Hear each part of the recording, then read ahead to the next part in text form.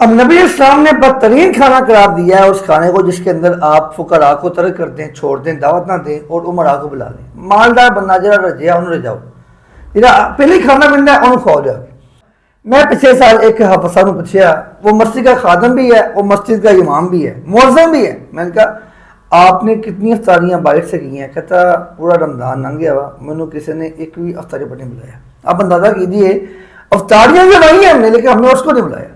اور پھر بلانا نہ بلانا ایک الگ بات ہے۔ ہم نے کبھی اتنا بھی نہیں سوچا کہ یار میں اپنے لیے پھل لے رہا ہوں افطاری کے لیے، اپنے بچوں کے لیے سامان لے رہا ہوں، میں مسجد کے خادموں کے لیے کوئی چیز لے لوں، مسجد کے امام صاحب کے لیے بھی کوئی چیز لے لوں، میں مسجد کے جو خطیب صاحب ہیں جن کے پیچھے جمعہ پڑھتا ہوں، جن کی وجہ سے میں آج میرا ایمان محفوظ ہے، میں نماز میری محفوظ ہے، میری مسجد محفوظ ہے، میرا مؤذن محفوظ ہے، میری عبادات محفوظ ہیں، اور مجھے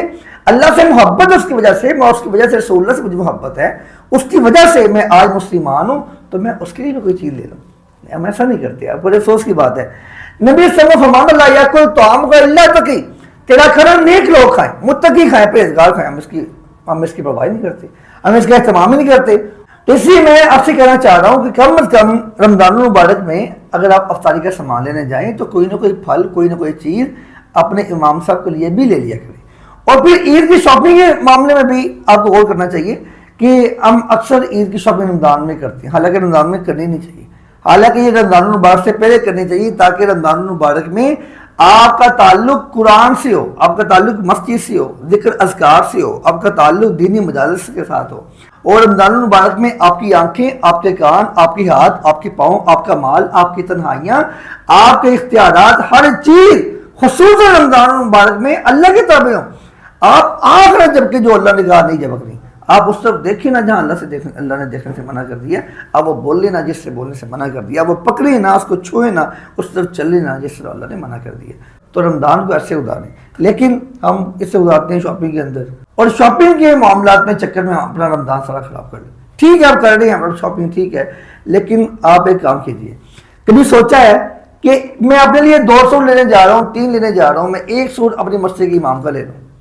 میں 1 سوٹ اپنی مسجد کے خادم کا بھی لے لوں، چلو یار میں 3 نہیں لے سکتا، اپنے 2 کر لوں، 1 سوٹ میں جا کے اپنے خطیب صاحب کا دوں، جی یہ سوٹ ابھی سلائی کروانا۔ ہمارے جو مساجد کے منتظمین ہیں بڑی مہارت کے ساتھ کیا کرتے ہیں، وہ 27ویں رات جا کے اپنی امام صاحب نو، خطیب صاحب نو پیسے دینے، تے 27ویں رات جا کے انہوں نے دینے نالے سوٹ۔ وہ بیچارہ 27ویں رات جا کے درزی کو دینا ہے، اور کتنا میرے کو ٹائم نہیں ہے، درزی سلائی نہیں کرتا۔ تو اکثر ائمہ کرام نے اپنے بچوں کو امید رہی ہوتی ہے کہ پتر پریشان نہ ہو، مجھے 27ویں رات سوٹ ملنے، میں وہ سوٹ تین دے دینا، لیکن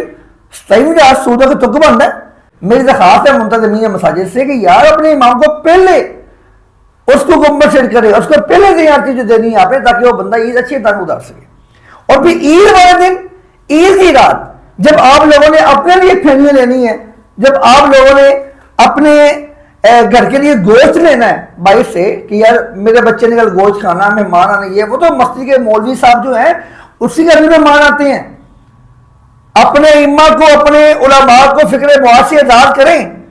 اللہ کے پیغمبر نے کیا فرمایا تھا اس صحابی سے جس نے آگے کہا تھا اللہ کے پیغمبر میرا یہ بھائی دین سیکھتا ہے اور میں محنت کرتا ہوں، تو میرے بھائی سے کہے کہ جا کے کام کیا کرے۔